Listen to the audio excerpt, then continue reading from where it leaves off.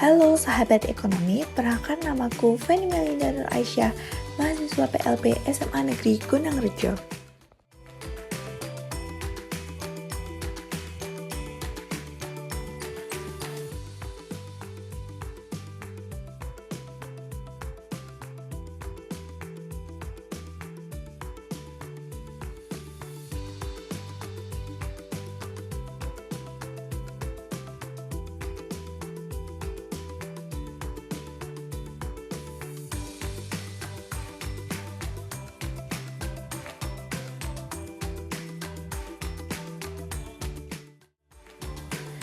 Pada video kali ini, kita akan membahas mengenai permintaan dan penawaran.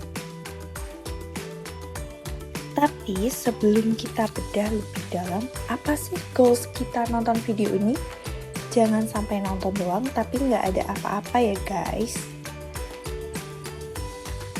Misi belajar kita hari ini ada 3. 1. Kalian paham bedanya permintaan dan penawaran, serta faktor apa saja yang bikin mereka berubah. 2. Kalian jago baca kurva ekonomi, jadi kalau lihat grafik garis-garis gitu nggak langsung pusing 7 keliling.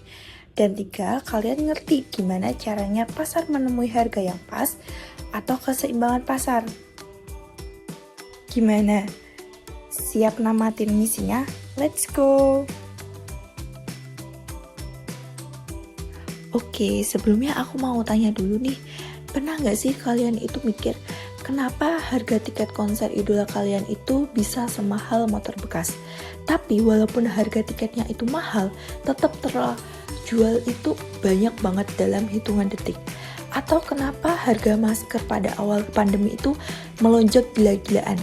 Tapi justru sekarang harganya itu jatuh banget. Nah, jawabannya itu bukan sulap, bukan sihir. Ini semua itu adalah ulah dari 2 raksasa yang mengendalikan pasar dunia, atau sering disebut juga dengan permintaan dan penawaran. Nah, jadi kan udah paham nih. Nah, hari ini kita bakal bedah rahasia di balik harga barang favorit kalian. Siapkan catatan dan kita mulai. Yuk!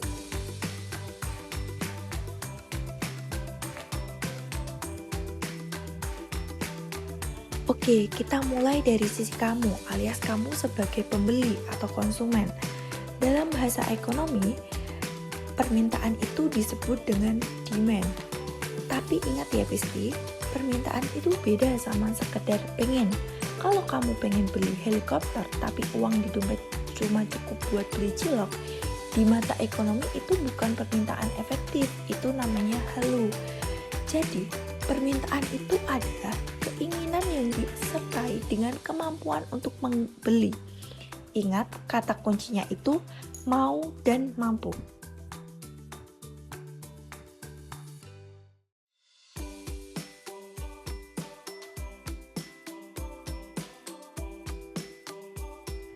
Sekarang bayangkan, kalian lagi haus banget dan pengen es boba. Kalau harga satu gelasnya es boba itu 20.000, mungkin kalian bakal mikir 2 kali atau beli satu aja dalam seminggu. Tapi kalau tiba-tiba es bobanya itu ngasih diskon jadi 5.000, kalian kan pasti auto beli borong banyak. Beli 5, beli 6 buat stok di kulkas. Nah, perilaku ini tuh melahirkan hukum permintaan, di mana hukum permintaan itu jika harganya itu naik, jumlah yang diminta itu turun, dan sebaliknya, jika harga barangnya itu turun, jumlah yang diminta akan naik. Hubungannya itu terbalik atau negatif. Makanya, kalau di gambar grafik, garisnya itu meluncur dari kanan atas ke kiri bawah, seperti perosotan.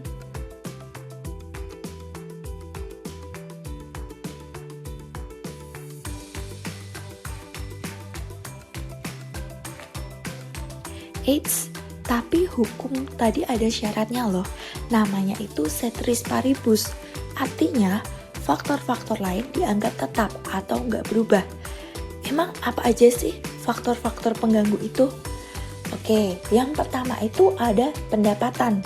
Kalau uang jajan kamu naik drastis, harga mahal pun tetap kamu gas beli aja kan. Yang kedua ada selera. Kalau barangnya lagi hype banget, hukum harga itu nggak bakal ngaruh. Yang ketiga, ada harga barang lain. Kalau harga kopi susu naik gila-gilaan, orang bakal lari pindah beli boba sebagai pengganti. Jadi, harga itu bukan satu-satunya penentu ya.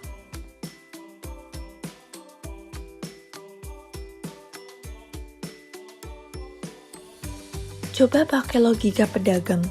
Kalau harga boba di pasaran lagi tinggi, misalnya 30.000 per gelas, kalian pasti semangat 45 buat produksi banyak kan?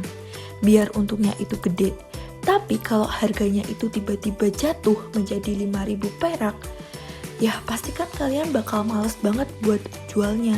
Untungnya itu tipis, mending kurangin stoknya aja. Nah, ini tuh disebut dengan istilah hukum penawaran, di mana harganya itu naik, barang yang ditawarkan itu ikut naik. Harganya turun, barang yang ditawarkan itu ikut turun. Hubungannya itu searah alias positif. Makanya grafiknya itu nanjak ke atas kayak lagi mendaki gunung.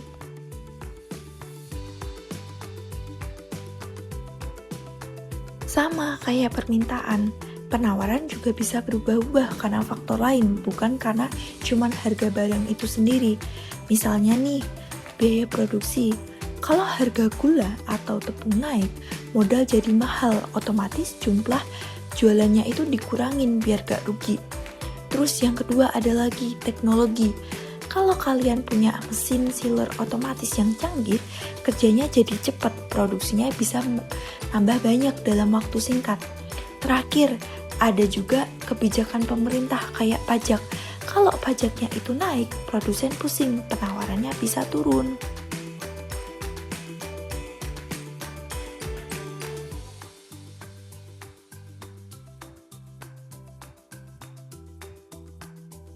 Nah, drama sesungguhnya terjadi waktu si pembeli yang pengen murah ketemu si penjual yang pengen mahal.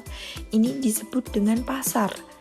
Kalau harga kemahalan, penjual semangat nyetok barang, tapi pembeli kabur. Akibatnya, barangnya itu numpuk di gudang, namanya surplus. Sebaliknya, kalau harganya kemurahan, pembeli berebut, tapi penjualnya itu malas nyetok. Akibatnya, barang menjadi langka atau namanya shortage atau kelangkaan. Terus, solusinya gimana?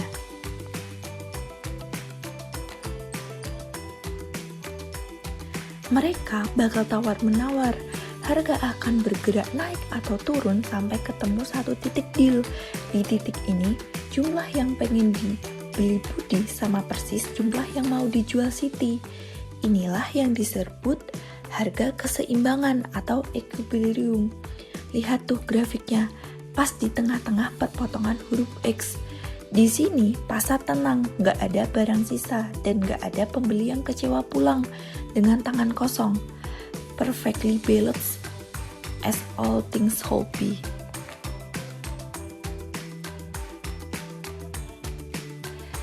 Jadi guys, ekonomi itu sebenarnya cerita sehari-hari kita.